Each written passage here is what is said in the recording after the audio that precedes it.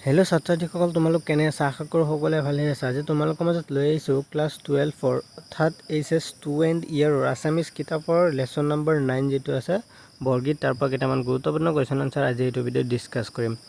ছাত্ৰছাত্ৰীসকল ব'লা ভিডিঅ'টো ষ্টাৰ্ট কৰোঁ। প্ৰথমতে চোৱা 1 নম্বৰটো, মাধৱদেৱৰ জন্ম ক'ত হৈছিল? উত্তৰটো চোৱা, মাধৱদেৱৰ জন্ম হৈছিল 1489 খ্ৰীষ্টাব্দত উত্তৰ লখিমপুৰৰ নাৰায়ণপুৰৰ অঞ্চলত। তাৰপিছত 2 নম্বৰটো চোৱা, শংকৰদেৱ আৰু মাধৱদেৱৰ প্ৰথম সাক্ষাতক কি বুলি অভিহিত কৰা হয়? উত্তৰটো চোৱা,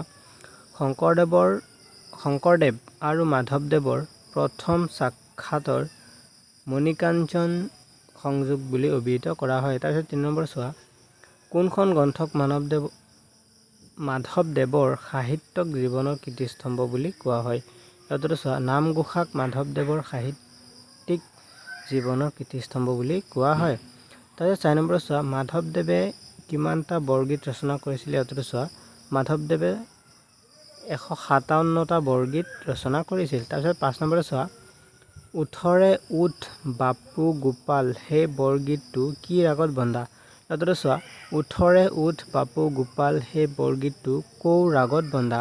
তাৰপিছত সটো চোৱা, 1 নম্বৰটো, বৰগীত কাক বোলে? বৰগীতৰ বিষয়বস্তুক কেইটা ভাগত ভগাব পাৰি?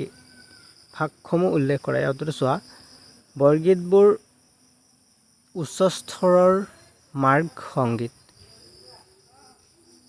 অসমৰ নৱবৈষ্ণৱ ধৰ্মৰ স্ৰষ্টা মহাপুৰুষ শ্ৰীমন্ত শংকৰদেৱ আৰু মহাপুৰুষ শ্ৰীমন্ত মাধৱদেৱৰ দ্বাৰা ৰচিত উচ্চ আধ্যাত্মিক ভাৱপূৰ্ণ নিৰ্দিষ্ট ৰাগ বিশিষ্ট এক বিশেষ শৈলীয়ে গোৱা গীতসমূহকেই বৰগীত বুলি কোৱা হয়।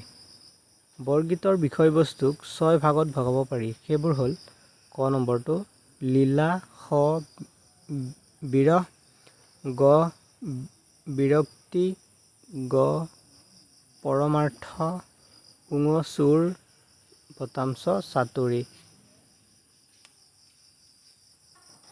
তাৰপিছত 2 নম্বৰটো চোৱা, ডক্টৰ বাণীকান্ত কাকতিয়ে বৰগীতবোৰ কি নবেল নাম্বাৰছ বুলি কৈছে? উত্তৰটো চোৱা, নৱবৈষ্ণৱ ধৰ্ম প্ৰচাৰৰ উদ্দেশ্য মহাপুৰুষ শ্ৰীমন্ত শংকৰদেৱ আৰু শ্ৰীমন্ত মাধৱদেৱে ৰচনা কৰা এক শ্ৰেণীৰ ওখ আধ্যাত্মিক ভাৱ আৰু ৰাগ তাল সম্বলিত গীতকেই বৰগীত আখ্যা দিয়া হয়।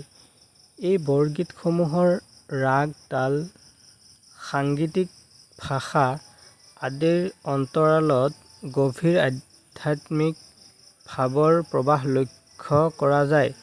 সেইবোৰে ডক্টৰ বাণীকান্ত কাকতিয়ে বৰগীতবোৰক নবেল নাম্বাৰছ বুলি কৈছে। তাৰপিছত 3 নম্বৰটো চোৱা, মাধৱদেৱৰ বৰগীতৰ প্ৰধান বৈশিষ্ট্য কি? উত্তৰটো চোৱা, মাধৱদেৱৰ বৰগীতৰ প্ৰধান বৈশিষ্ট্য হৈছে বাৎসল্য ভাৱৰ প্ৰকাশ।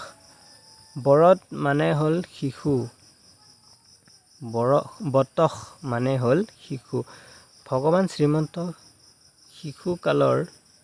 ভগৱান শ্ৰীকৃষ্ণৰ শিশুকালৰ নানান ক্ৰিয়াকলাপৰ মনোমুগ্ধকৰ বৰ্ণনা মাধৱদেৱৰ বৰগীতত পোৱা যায়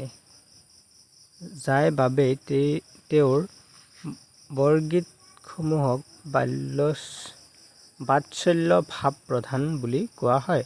তাৰপিছত 4 নম্বৰটো চোৱা, সব পুৰুষৰ শিৰৰ ভূষণ বুলি কোনে কাক কিয় কৈছিল? উত্তৰটো চোৱা, সব পুৰুষৰ শিৰৰ ভূষণ বুলি মাতৃ যশোদাই পুত্ৰ শ্ৰীকৃষ্ণক কৈছে, কাৰণ কৃষ্ণ হ'ল সকলোৰে আৰাধ্য।